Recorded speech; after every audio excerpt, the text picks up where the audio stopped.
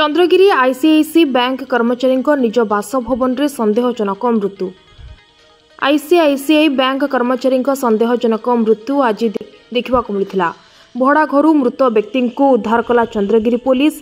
एभली अभावनीय घटना देखा मिली गजपति जिला मोहना थाना चंद्रगिरी ठारे।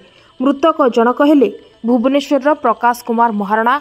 गत फेब्रुआरी मासरे से कार्य जोग देइथिले।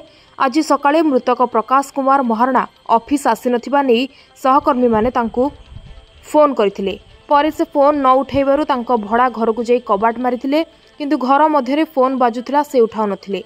बाध्य होई पुलिस को सूचना दैथिले। पुलिस घटनास्थल में पहुंची कबाट खोलिबा बेले तांको मर शरीर शोइथिबा अवस्था पाइले। परिवार लोकों को सूचना दिया जाइथिबा बेले परिवार लोके वर्तमान पर्यंत पहुंचीथिबा बेले पुलिस सबको जबत करी अधिक तदंत करुछि।